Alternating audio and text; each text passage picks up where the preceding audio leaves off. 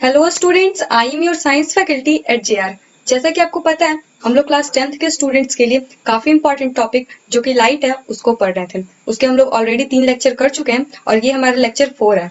ये लेक्चर काफी ज्यादा इंपॉर्टेंट है क्योंकि इसमें हम लोग रिफ्लेक्शन फ्रॉम कर्व सरफेस पढ़ेंगे। इसके पहले के लेक्चर में हम लोग रिफ्लेक्शन फ्रॉम प्लेन सरफेस पढ़े थे। दैट मीन्स कि जितने भी प्लेन सरफेस होते हैं, या तो आपका बुक हो गया, या तो फिर आपका फोन स्क्रीन हो गया, या फिर आपका जो मिरर होता है वो हो गया, उससे जो रिफ्लेक्शन होता है उसको पढ़े थे। लेकिन इस वीडियो में हम लोग जो कर्व सरफेस होता है, लाइक योर स्पून, जो कि आपका स्पून हो गया, आपका जो इलेक्ट्रिक बल्ब होता है, तो आपको पता है वो कुछ इस तरह का होता है। जो मैंने थंबनेल में भी एक बल्ब बना के रखा है, सॉरी उसमें 3 बल्ब है, तो कुछ इस तरह का होता है। तो ये भी एक कर्व सरफेस है। सो कर्व सरफेस पे रिफ्लेक्शन कैसे होता है, हम लोग आज इसी को पढ़ेंगे। नाउ कर्व सरफेस अगर आपको बनाना होगा तो आप, ये तो मुमकिन सी बात है कि आप कोई स्फेरिकल मिरर से, सॉरी कोई स्फेयर से एक छोटा सा पार्ट कट करोगे। लेट से अगर आप इतना पार्ट कट करते हो तो ये आपका एक स्फेयर बना, मतलब कर्व पाथ बना। और अगर आप यहाँ से कट कर लो या फिर आप यहाँ से कट कर लो, मतलब आप कहीं पे से भी काट लो, आपको एक बिल्कुल कर्व सरफेस मिल जाएगा। जो आपका स्पून होता है उसमें आप देख सकते हो कुछ इस तरह का होता है स्पून।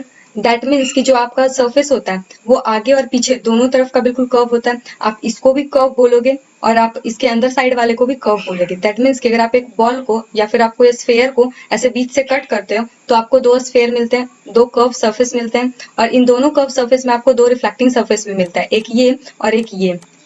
सो अब आपके लिए ये काफी ज्यादा समझना आसान हो गया कि अब रिफ्लेक्शन कैसे होगा यहाँ पर। तो जितने भी कर्व सरफेस होते हैं वहां पर रिफ्लेक्शन होते ही होते हैं। जैसे कि आपको ही पता है आजकल फोन जो आते हैं उनके स्क्रीन हल्के से ऐसे कर्व आते हैं ताकि आपको HD, दैट मीन्स की 3D व्यू दे सके, सॉरी। तो उसके जो कर्व होते हैं वो आपको इतना पता नहीं चलेगा, लेकिन वो हल्का सा कर्व होता है ताकि आपको काफी अच्छा स्क्रीन दिखे, मतलब कि सारे इमेजेस अच्छे दिखाई दे। तो वहां पर भी थोड़ा सा रिफ्लेक्शन का वर्क होता है। नाउ अब रिफ्लेक्शन कर्व सरफेस तो हो रहा है, लेकिन इसके साथ कई सारे कंपोनेंट जुड़े हुए हैं। जैसे कि आपको ही पता है कि जो रिफ्लेक्शन होता है वो पैरेलल से अगर हो, लेट्स से अगर ये पैरेलल सरफेस है और अगर रिफ्लेक्शन यहाँ से हो, तो आपको ही पता है जितने भी पैरेलल रेज ऑफ लाइट है, लेट्स से ये पैरेलल रेज ऑफ लाइट इस पे गिर रहे हैं, फॉल डाउन हो रहे हैं, तो जितने भी पैरेलल रे ऑफ लाइट है उसको बिना कन्वर्ज किए या तो फिर बिना डाइवर्ज किए ये बस डायरेक्शन चेंज करता है। लेट्स से यहाँ से ये कर्व आ रहा है, सॉरी यहाँ से ये रे आ रहा है और ये इसका डायरेक्शन सिर्फ चेंज हुआ है और ये इस डायरेक्शन में जा रहा है वापस से। लेकिन जब आप कन्वर्जेंट रे या फिर डाइवर्जेंट रे की बात करते हो तो वहां पर बस कर्व सरफेस वाले जितने भी ऑब्जेक्ट होते हैं उसका ही यूज कर सकते हैं। लेट से अगर आपके पास कुछ इस तरह का ऑब्जेक्ट है, मतलब कि इसका रिफ्लेक्टिंग सरफेस ये है, तो ये जितने भी रेज आएंगे उसको कन्वर्ज करने की कोशिश करेगा, या फिर लेट से ये जितने भी रे आ रहे हैं उसको कन्वर्ज करने की कोशिश करेगा। एंड यहाँ पर अगर आपके पास एक सरफेस कुछ इस तरह का है, बल्क सरफेस, और अगर उससे रिफ्लेक्शन होता है तो जितने भी रेज होंगे वो डाइवर्ज हो जाएंगे। मैंने आपको डाइवर्जिंग रे, पैरेलल रे और जो कन्वर्जिंग रे है सब कुछ आपको बता रखा है, तो आप इसके पिछले वाले वीडियो को जरूर देख कर आए। नाउ हम लोग यहाँ पर जितने भी बल्ब हो गए, स्पून हो गए, ये सारे में जितने भी रिफ्लेक्शन होते हैं उसको नहीं पढ़ेंगे क्योंकि आपको ही पता है ये सारे रेगुलर रिफ्लेक्शन नहीं होते, डिफ्यूज रिफ्लेक्शन होते हैं। सो इन सारे की स्टडी हम लोग नहीं करते। लेकिन हाँ, फेनोमेना इसमें भी बिल्कुल सेम होता है, इससे भी रिफ्लेक्शन होती है, इसमें भी इंसिडेंट रे होती है, इसमें भी रिफ्लेक्टेड रे होती है। लेकिन ये जो हम लोग पढ़ेंगे कर्व्ड सरफेस, तो उसका सरफेस बिल्कुल कर्व होगा। और कर्व सरफेस दैट मीन्स यहाँ पर हम लोग मिरर की बात करेंगे। दैट मीन्स की curved mirror. Now curved mirror को ही हम लोग बनाने के लिए स्फेरिकल ऑब्जेक्ट का यूज करते हैं। लेट से अगर आपके पास एक स्फेयर है तो उसको आप कट करके मिरर बनाओगे तो आप एक स्फेयर बॉल लेते हो, ठीक है।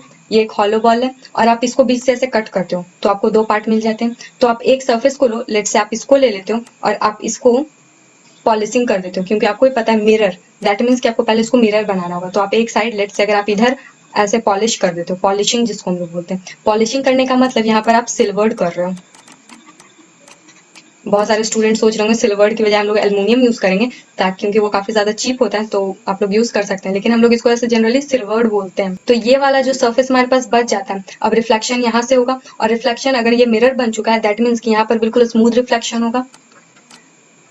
तो यहाँ पर स्मूथ रिफ्लेक्शन होगा। तो आप लोगों ने इसको कैसे बनाया, बिल्कुल एक स्फेयर से बनाया, तो आप इसको कर्व्ड मिरर बोलोगे। नाउ आपके पास कर्व्ड मिरर 2 तरह के होते हैं, एक कन्वेक्स होता है और दूसरा कनकेव होता है। नाउ जो कनकेव मिरर होता है उसका जो सरफेसिंग एरिया होता है, दैट मीन्स की रिफ्लेक्टिंग एरिया, तो वो कुछ इस तरह का होता है, और इसको हम लोग इसीलिए कन्वर्जिंग रे भी बोलते हैं, सॉरी कन्वर्जिंग मिरर भी बोलते हैं।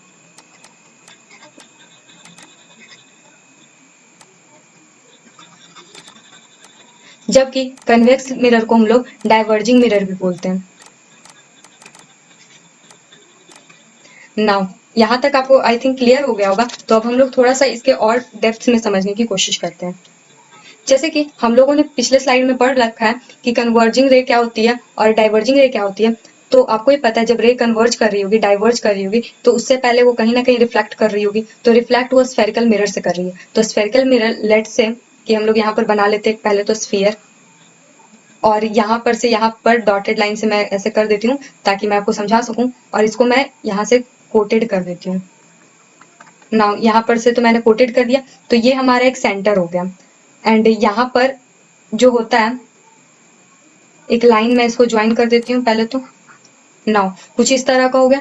तो इसमें के जितने भी कंपोनेंट है पहले हम लोग इसको समझ लेते हैं। तो मैं आपको पहला कंपोनेंट जो बनाने की कोशिश करती हूँ वो हमारे ये पॉइंट हो गया। दैट मीन्स की सेंटर ऑफ कर्वेचर।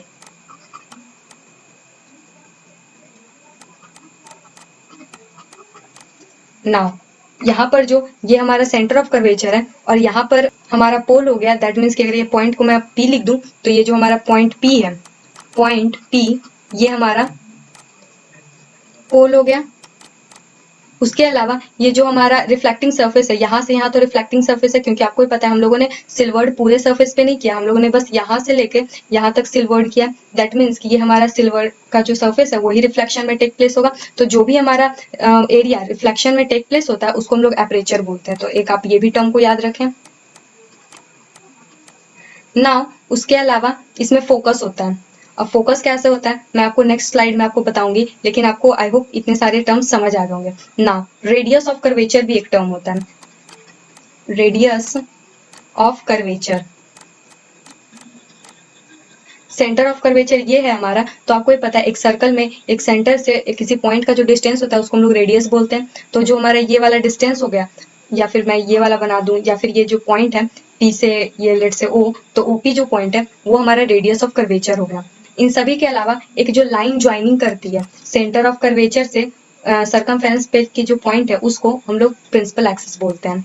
तो प्रिंसिपल एक्सिस, ये जो लाइन मैंने यहाँ से यहाँ तक ड्रॉ की है, मैंने ये थोड़ा सा टेढ़ा बना दिया, तो ये जो हमारा लाइन है वो प्रिंसिपल एक्सिस है। ठीक है, और उसके अलावा मैंने ये सारे टर्म्स आपको समझा दिया है, तो आई होप कि इसमें आपको दिक्कत नहीं आई होगी। नाउ आपको ये सारे टर्म्स अच्छी तरह से अपने दिमाग में रख लेने, क्योंकि ये सारे टर्म्स आके याद आने वाले हैं। तो हम लोग सेंटर ऑफ कर्वेचर को जनरली ओ से डिनोट करते हैं, या फिर इसको जनरली लोग ओ ही लिखते हैं, या फिर आप इसको एक्स भी लिख सकते हो। देन पोल को हम लोग पी से ही कर देते हैं। देन एपरेचर ये तो हमारा बस रिफ्लेक्टिंग सर्फेस है, तो रिफ्लेक्टिंग सर्फेस लेट्स ए से बी है, तो हम लोग जनरली ए से बी और ऊपर में इस तरह से डिनोट कर देते हैं। दैट मीन्स यहाँ से यहाँ तक रिफ्लेक्शन शो हो रहा है। देन रेडियस ऑफ कर्वेचर, इसको हम लोग आर बोलते हैं। ये टर्म काफी ज्यादा इंपॉर्टेंट है, न्यूमेरिकल्स में ये काफी ज्यादा आने भी वाला है। प्रिंसिपल एक्सिस, तो प्रिंसिपल एक्सिस ये वाला जो होता है, तो जनरली कभी कभी इसका नाम दिया होता है लेकिन कभी कभी नहीं भी दिया होता। तो जनरली आपको ये बस देखकर ही पता चल जाएगा, क्योंकि आपको ही पता है एक कर्व में से अगर आप किसी पैरेलल लाइन को ड्रॉ करते हो और वो 90 डिग्री बना रही है किसी पॉइंट के साथ, तो वो देखने से आपको पता चल जाएगा कि वो प्रिंसिपल एक्सिस है। नाउ कनकेव मिरर, तो कनकेव मिरर कैसा होता है मैं आपको एक स्ट्रक्चर बना के दिखाती हूँ। पहले तो मैं जब खुद इसको पढ़ रही थी, लाइक जब मैं खुद भी छोटी थी, तो जो कनकेव मिरर है मुझे ऐसे याद रखने में बहुत दिक्कत होती थी कि कनकेव और कन्वेक्स कैसे होती है। तो देखिए जैसे कि यहाँ पर आप केव, केव वर्ड दैट मीन्स कि आपको कुछ गुफा जैसा, तो गुफा कैसे होता है, गुफा बिल्कुल अंदर ऐसे अंदर की ओर होता है और काफी ज्यादा अंधेरा होता है वहां पे। तो ये भी कुछ डायग्राम ऐसा ही, मतलब कि एक ऐसा एरिया जहाँ पे सब कुछ बिल्कुल अंदर की ओर हो, मतलब कि पीछे हो। तो मुझे इसी तरह से याद रहने लगा कि कनकेव दैट मीन्स की ऐसी जगह जहाँ पे आप अंदर की ओर ऐसे धंसा हुआ हो। तो ये जो कनकेव मिरर है हमारा वो भी अंदर की ओर धंसा हुआ है, तो जिसकी वजह से आप इसको याद रख सकते हैं। एंड देन कन्वेक्स मिरर, तो ये जो अगर कनकेव मिरर नहीं है तो कन्वेक्स मिरर दैट मीन्स की बल्की सरफेस। सो आप भी ये ट्रिक याद करने के लिए रख सकते हैं, नहीं तो फिर ये काफी ज्यादा आसान भी था। नाउ मैं इसमें थोड़ा सा ड्रॉ कर देती हूँ। तो ये हमारा प्रिंसिपल एक्सिस हो गया। ठीक है, एंड लेट से यहाँ से लाइट आ रही है। ठीक है, तो लाइट आपको ही पता है कि यहाँ से रिफ्लेक्ट होगी, तो लेट से ये रिफ्लेक्ट हो गई। यहाँ से एक और लाइट आई, ये भी रिफ्लेक्ट हो गई। देन यहाँ से भी नीचे की तरफ से भी लाइट आ रही होगी, तो ये भी रिफ्लेक्ट हो गई। उसके अलावा एक और रे हम लोग ले लेते हैं। सो ये सब हमारे पास कुछ रेज हैं, दैट मीन्स कि वो इस पॉइंट पर रिफ्लेक्ट हो रही है सारी रेज आके, फिर सॉरी रिफ्लेक्ट नहीं है, इस पॉइंट पर आके मिल रही है। तो लेट से इस पॉइंट को हम लोग एफ से डिनोट करते हैं। तो ये जो पॉइंट है इसको हम लोग फोकस बोलते हैं। ठीक है, focus of concave mirror.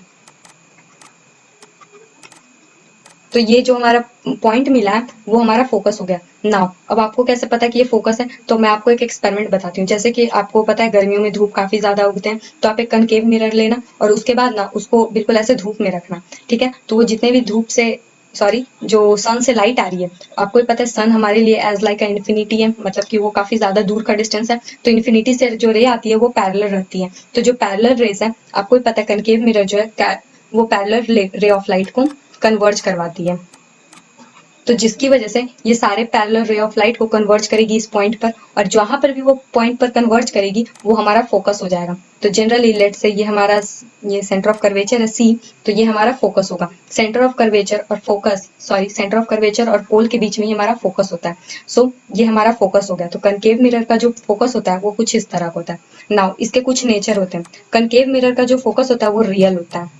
That means कि यहाँ पर जो हमारा सन का इमेज बन रहा होगा वो बिल्कुल रियल होगा, जिसको कि आप स्क्रीन पे भी ले सकते हो। जैसे कि आप जब एक्सपेरिमेंट करोगे तो जब आप मिरर से बनाओगे सन का इमेज, तो आप उसको एक पेपर पे ऐसे रख लेना सामने में, और उसको आप देखोगे तो आपको दिखाई देगा कि आप सन का इमेज वहां पर देख सकोगे। नाउ इसका जो इमेज होता है वो होता है between pole and centre of curvature. मैं इसको सी ऑफ सी लिख देती हूँ तो आप समझ जाइएगा। नाउ कनकेव मिरर का जो फोकस होता है वो फ्रंट में होता है, in front of concave mirror. मतलब कि जैसे कि आप देख रहे हो ये जो हमारा मिरर है उसके बिल्कुल यहाँ पर, बिल्कुल उसके ठीक सामने में बन रहा है यहाँ पर फोकस। तो जिसकी वजह से ये जो हमारा फोकस होता है कनकेव मिरर के केस में वो बिल्कुल फ्रंट में होता है। जबकि अगर आप किसी और मिरर को देख लो, लेट से अगर आप प्लेन मिरर की बात करते हो तो प्लेन मिरर का जो फोकस होता है वो इन्फिनिटी में होता है। लेकिन जो ये हमारा कन्वेक्स मिरर अगर ले लो तो उसका जो फोकस होता है वो बिल्कुल बैक साइड में होता है। मैं जब उसका डायग्राम बनाऊंगी तो आपको अच्छे से समझाने की कोशिश करूंगी। तो यहाँ पर जो आप देख सकते हो बिल्कुल फ्रंट में, तो हम लोग यहाँ पे लिख सकते हैं front of the concave mirror. Now ये सारी चीजें आपको याद रखनी, क्योंकि ये कनकेव मिरर का जो फोकस होता है वो थोड़ा सा यूनिक होता है, जो कि बिल्कुल डिफरेंट होता है कन्वेक्स मिरर के फोकस से। नाउ हमारे पास एक और मिरर होता है जो कि कन्वेक्स होता है, उसको हम लोग देख लेते हैं। लेट से ये आपका कन्वेक्स मिरर है, आप इसके एक साइड को पॉलिश करवा दोगे। तो लेट से आप इसको पॉलिश करवा रहे हो, क्योंकि आपको ही पता है आप कन्वेक्स मिरर रखे हुए, दैट मीन्स रिफ्लेक्टिंग सरफेस जो होगा वो बल्क होगा। यहाँ पर एक प्रिंसिपल एक्सिस को भी ड्रॉ कर लीजिए। तो ये हमारा प्रिंसिपल एक्सिस है। अगर आप इसको धूप में लेके जाते हो तो क्या होता है, तो लेट से ये आप रे आ रही है, ये थोड़ा पैरेलल नहीं लग रही होगी लेकिन रे है, तो ये कुछ इस तरह से चली जाएगी, वो आएगी। लेट से ये इस डायरेक्शन से आ रही है तो ये कुछ इस डायरेक्शन से डाइवर्ज हो जाएगी। लेट से यहाँ से भी रे आ रही है तो ये भी इस डाइवर्ज हो जाएगी, कुछ इस तरह का होगा। लेकिन आपको ही पता है यहाँ पर रे कभी भी एक्चुअल मीट नहीं करेगी, क्योंकि ये भी जाएगी इधर और ये भी जाएगी इधर, मतलब कि यहाँ पर सारा रे डाइवर्ज करेगी। लेकिन जब हम लोग रिफ्लेक्टेड रे को थोड़ा सा एक्सटेंड करते हैं तो वो एक पॉइंट पे मिलेगी। लेट से हम लोग यहाँ से भी एक्सटेंड किया और यहाँ पे से भी, तो ये एक पॉइंट पर जाके मिलेगी और उस सर्टेन पॉइंट को हम लोग फोकस बोलेंगे। तो यहाँ पर आप देख सकते हो ये जो फोकस है, क्योंकि वहां पर तो रेस के रियल मीट से बन रही थी, इसी वजह से ये जो पॉइंट था वो बिल्कुल रियल था। लेकिन यहाँ पर जो है वो हम लोग इसको एक्सटेंड कर रहे हैं, मतलब कि ये रियल में यहाँ पर रेस मीट नहीं कर रही है। तो no real meet of rays, मतलब कि रेज रियल में नहीं मीट कर रही है। हम लोग डॉटेड लाइन से, दैट मीन्स कि इमेजिनरी लाइन यहाँ पर ड्रॉ करके तब इसको मीट करवा रहे हैं एक पॉइंट पर। तो ये हमारा जो फोकस होता है वो फ्रंट में नहीं होता है, बैक होता है, back side of the mirror. That means कि मिरर के बिल्कुल पीछे साइड में ये फोकस होता है। ये फोकस जबकि रियल नहीं है तो ये हमारा वर्चुअल फोकस होगा, वर्चुअल फोकस। और ये बिहाइंड होता है, इसको भी हम लोग जनरली एफ से डिनोट करते हैं। तो या तो फोकस इसका रहे या फिर इसका रहे, दोनों को हम लोग एफ से ही डिनोट करते हैं, स्मॉल एफ। तो आप लिख सकते हो स्मॉल एफ को आप डिनोट करते हो फोकस को। ना फोकस से जो पोल का डिस्टेंस होता है उसको हम लोग फोकल लेंथ बोलते हैं। तो फोकल लेंथ अगर बहुत बार पूछा भी जाता है तो फोकल लेंथ किसको बोलते हैं हम लोग, तो focal length distance from pole to centre of curvature.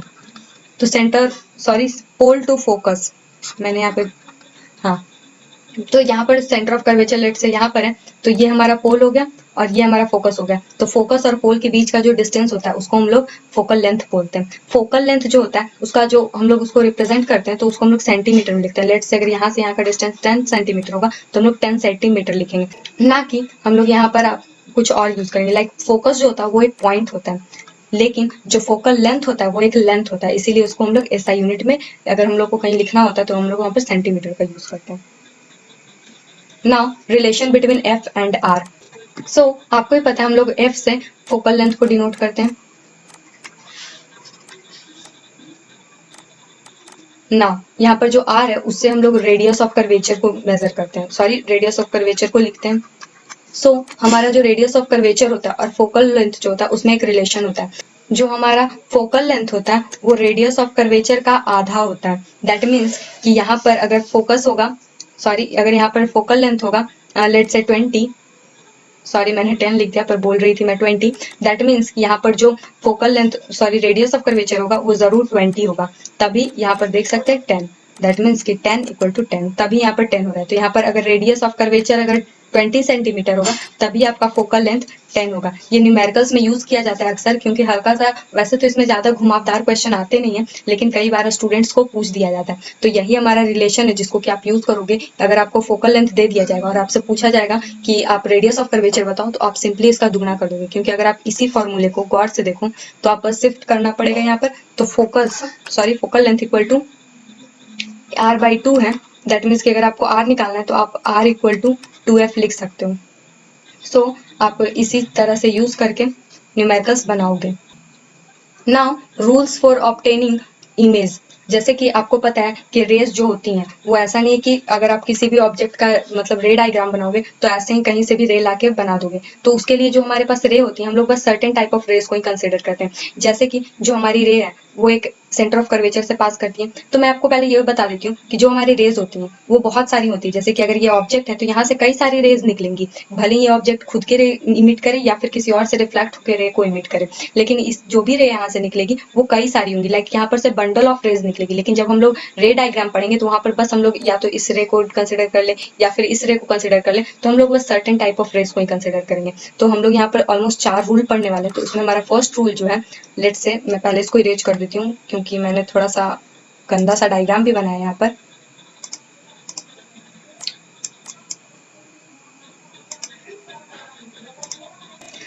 हमारा फर्स्ट रूल जो है, अगर आपका जो ऑब्जेक्ट है, लेट्स से ये हमारा बना हुआ है मिरर, कनकेव मिरर, ये हमारा जो रिफ्लेक्टिंग सरफेस हो गया। तो अगर हमारा जो ऑब्जेक्ट है वो अगर लेट्स से यहाँ से अगर कोई रे इस प्रिंसिपल एक्सिस के पैरेलल आ रही है, तो आपको ही पता है ये प्रिंसिपल एक्सिस है और इसी के पैरेलल अगर रे आ रही है तो ये हमेशा फोकस से ही पास होगी। तो ये जो हमारा पॉइंट होगा वो फोकस होगा। तो मैं इसको लिख देती हूँ या फिर आप समझ जाइएगा। If a ray is parallel to principal axis then, यहाँ पर then it will cross from focus, या फिर इसी को आप बोल सकते हो it will pass from focus, मतलब कि ये फोकस से पास करेगी। नाउ यहाँ पर तो आपको समझ आ गया। अगर मैं इसी को उल्टा कर दूं, अगर कोई भी रे फोकस से पास हो रही है तो प्रिंसिपल एक्सिस के पैरेलल हो जाएगी। तो यहीं पे अगर मैं लिख दूं वाइस वर्सा, तो आप समझ जाना। मतलब कि मैं इसको थोड़ा सा समझा देती हूँ। लेट से अगर एक रे है जो बिल्कुल फोकस से ही पास कर गई, ये हमारा अगर फोकस है यहाँ पर, तो अगर ये फोकस से पास कर गई तो ये हमारे प्रिंसिपल एक्सिस के बिल्कुल पैरेलल हो जाएगी। और ये वाला एग्जाम्पल देने के लिए मैं आपको, जैसे कि आपके पास जो टॉर्च होता है उसके हम लोग बिल्कुल फोकस पे ही बल्ब को लगाते हैं। तो लेट से यहाँ पर अगर हम लोगों ने बल्ब लगा दिया तो जब बल्ब यहाँ से लाइट को इमिट करेगी तो ये बिल्कुल पैरेलल हो जाएगी। और आपको ही पता है जब लाइट पैरेलल हो जाती है तो काफी ज्यादा डिस्टेंस कवर करती है, दैट मीन्स कि ये इन्फिनिटी तक जाती है। तो ये इन्फिनिटी तक जाएगी, दैट मीन्स कि हमको ज्यादा दूर तक दिखाई देगा। तो ये प्रिंसिपल की वजह से हम लोग बोल सकते हैं कि जो हमारा फोकस होता है अगर वहां से लाइट जाती है तो उसको वो फिर पैरेलल हो जाती है प्रिंसिपल एक्सिस के। तो यहाँ पर मैंने आपको दो रूल एक ही साथ समझा दिया। नाउ यहाँ पर अगर आपका कोई रे, लेट से ये आप एक रे है वो सेंटर ऑफ कर्वेचर से पास कर गई, लेट से ये आपका सेंटर ऑफ कर्वेचर है, तो ये अपने पाथ को रिट्रेस करेगी। लेट से इस पाथ से आई है तो इसी पाथ पे चली जाएगी। तो हमारा सेकंड रूल जो हो गया वो हो गया, if a ray will pass through centre of curvature then it will retrace its path, मतलब कि वो अपने पाथ को रिट्रेस करेगी। नाउ ये दो तो काफी ज्यादा इंपॉर्टेंट हो गया, और इसके अलावा एक और है जो काफी ज्यादा इंपॉर्टेंट है। ये लेट से हमारा जो मिरर है लेट्स से क्या ये हमारा मिरर ही है, वैसे तो काफी खराब है लेकिन फिर भी ये हमारा मिरर है। अगर कोई रे पोल पर आके ऐसे, ये तो हमारा पोल हो गया पॉइंट पी, तो अगर कोई रे पॉइंट पी पे मतलब कि हमारे पोल पे इंसिडेंट कर गई तो वो वापस रिफ्लेक्ट करेगी जब, तो उसका जो एंगल होगा, ये वाला जो एंगल होगा और ये वाला जो एंगल होगा वो दोनों इक्वल होगा, आई इक्वल टू आर। तो दैट मीन्स, सॉरी मैंने उल्टा लिख दिया, I equal to R. That means कि जो हमारा आई होगा, angle I equal to angle R, ये प्रिंसिपल एक्सिस के साथ जो एंगल बनाएगी वो हमारा इक्वल हो जाएगा। ये कुछ हमारे रूल थे जो कि काफी ज्यादा इंपॉर्टेंट थे। और अगर आपको ये रूल काफी ज्यादा समझने में दिक्कत है तो आप एक बार इस स्लाइड को ऐसे आंख बंद करके एक बार पहले खुद से पढ़ना एंड देन उसके बाद आंख बंद करके पढ़ना, तो आपको याद हो जाएगी। क्योंकि पहला तो काफी ज्यादा आसान है कि अगर कोई भी रे पैरेलल होगी प्रिंसिपल एक्सिस के तो वो फिर फोकस से पास होगी, और इसी को आप वाइस वर्सा कर दो कि अगर कोई रे फोकस से पास कर रही है तो वो प्रिंसिपल एक्सिस के पैरेलल हो जाएगी। और दूसरा कि वो सेंटर ऑफ कर्वेचर पे अगर कोई रे फॉल करती है तो वो वापस अपने पाथ को रिट्रेस कर लेगी। और तीसरा कि अगर कोई रे पोल पर फॉल होती है तो वो बिल्कुल इक्वल एंगल जब वो रिफ्लेक्ट करेगी तो जो एंगल बनेगा प्रिंसिपल एक्सिस के साथ फोकस का, सॉरी प्रिंसिपल एक्सिस के साथ ये दोनों इंसिडेंट रे और रिफ्लेक्टेड रे का, तो वो दोनों एंगल एक दूसरे में इक्वल होगी। इसी के साथ हम लोग इस टॉपिक के एंड में आ चुके हैं। Thank you for watching our video tutorial. For more video you can subscribe to our channel. ये सब हमारी फैसिलिटीज हैं जिसको कि आप एक्सप्लोर कर सकते हैं। दैट मीन्स कि ये सारी फैसिलिटीज आपके लिए फ्री हैं और आप इनको बिल्कुल एक्सप्लोर करें। और मैं भी चाहूंगी कि ये सारे फैसिलिटीज आपको बिल्कुल फ्री ऑफ कॉस्ट मिले, जबकि यहाँ पर कुछ सर्विसेज फ्री नहीं है। दैट मीन्स कि आपको उसके लिए पे करना होगा, बट वो काफी रिजनेबल प्राइस होगी, आपको पे करने में ज्यादा कोई दिक्कत नहीं आएगी। Now and I will come up with the next lecture of this chapter. Till then bye bye.